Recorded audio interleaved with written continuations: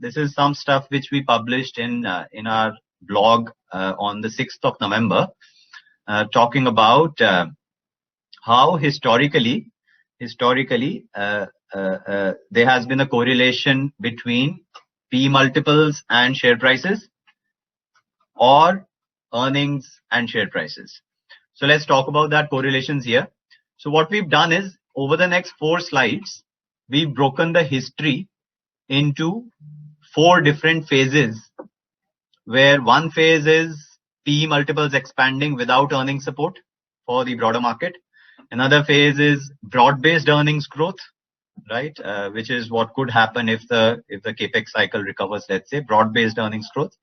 The third phase is P multiples compressing actually. And the fourth phase is a longer term, which aggregates 3 or 4 different types of phases that I just talked about. So if you look at history in that manner, divide it into different types of phases depending on earnings going up or not going up, P multiples going up or going down. What you'll see is some very interesting conclusions around the role that P multiples play in defining outperformance of share prices. So let's look at the first. What happened here? Yeah. So let's look at.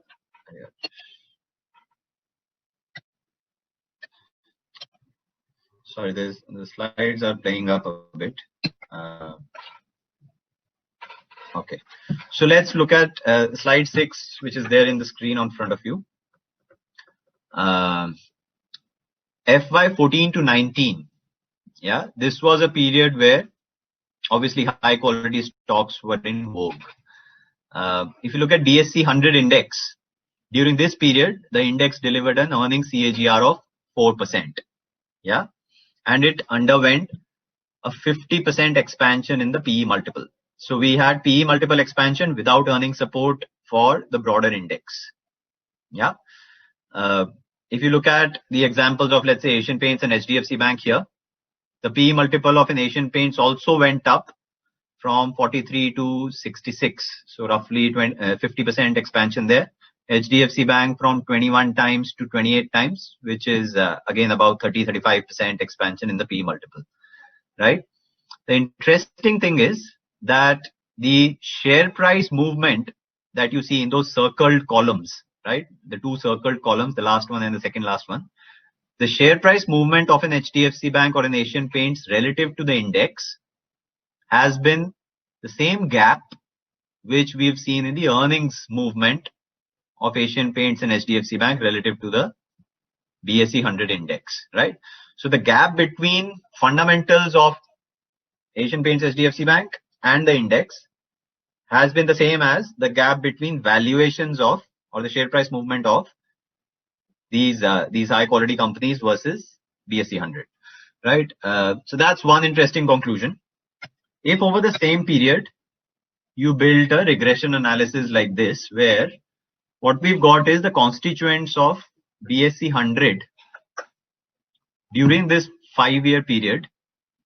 In the chart on the left, the horizontal axis has got starting period PE multiple, which is FY 14 PE multiple, and the zero correlation shows you that the outperformance of a stock relative to the index had zero correlation with FY 14 PE, right? So we're looking at a 5-year period. The starting period PE has had zero correlation with outperformance of a share price versus the index over the subsequent 5 years, right? And if you look at the chart on the right shows that horizontal axis, which is earnings compounding over the 5-year period, has had a very strong correlation with share price outperformance over the same 5-year period relative to the index, right? Now, this is only a 5-year period. It is not long enough for someone to say that yes, over a long period of time, PE multiples are less relevant. Over even a 5-year period, the PE multiple has been irrelevant in defining share price movement relative to the index, right? Now, that's quite interesting, especially because the PE multiples have expanded substantially for almost everyone in the market, right? So bear that in mind. Let's look at another type of phase of the stock market. So this is the FY04 to 08. Now this is when L&T had become 10 times in 2 years, right? Capex was being done at its all-time high run rates, right? There was a massive infrastructure boom as well. And at that time, there was broad-based earnings growth, right? Which many of our clients have asked us over the last 1.5 month. What if broad-based earnings growth comes back over the next 5 years compared to a skewed earnings growth over the last 5 years? So this phase shows you broad-based earnings growth where BSE 100 delivered EPS CAGR of 22%. That I think would be amongst the highest 5-year or 4-year EPS CAGRs that BSE 100 has ever delivered. 22%. Remember, long-term average for BSE 100 is 11-12%. So BSE 100 during these 4 years delivered twice the long-term average in EPS CAGR, right? Asian Paints, HDFC Bank delivered only a shade better, right? 25 to 30% earnings compounding. Interestingly, the gap between the share price compounding of high quality stocks versus the index was again the same as the gap between earnings compounding of high quality stocks versus the index. So valuation gap is the same as, or share price performance gap is the same as earnings performance gap, right? And the same outcome when you do the scatter plots here again. So the scatter plots here again show you that there is zero correlation between FY04 PE multiple and the subsequent 4-year share price outperformance versus the index. And there is a very strong correlation between FY04 to 08 earnings compounding and share price performance. So again, I repeat, earnings, when they were broad-based across the index, were still defining share price movements, not the PE multiple, which could have been the case. Because logically, you could have argued, one could have argued that when there is broad-based earnings growth, right, there's very little to choose between a poor quality stock and a good quality stock on earnings, right? Because what you can see is the index delivered 22%, Asian Paints delivered 30, HDFC Bank delivered 26. So HDFC Bank versus the index, 26 versus 22, there is a very limited amount of differentiation in fundamentals compounding. In that sort of a phase, theoretically speaking, it might be perceived that PE multiple is the only value creator because earnings is growing at the same run rate for everyone. It's like in a Formula One race, if all the cars are running at the same speed, then the car which I mean you can pick from the starting point right ahead, which you can say low PE multiple, will end the race as the first contender, as the winner compared to someone else. So PE multiple should have been the difference in this sort of a phase, but still we haven't seen any gap there. Now let's look at this very interesting phase. So many of us as investors, we believe that if you look at last 10 years, Asian Paints' PE has only gone up, HDFC Bank's PE has only gone up. Do high quality stocks ever go through PE multiple compression, right? And it might, we might believe that because these are high quality, they will never see PE multiple compression. But this phase shows you something very interesting. So if you look at the PE multiple here, for the index, it became 1/3. Even for an Asian Paints, HDFC Bank, ITC, Nestle, it became half or less than half. Just look at that.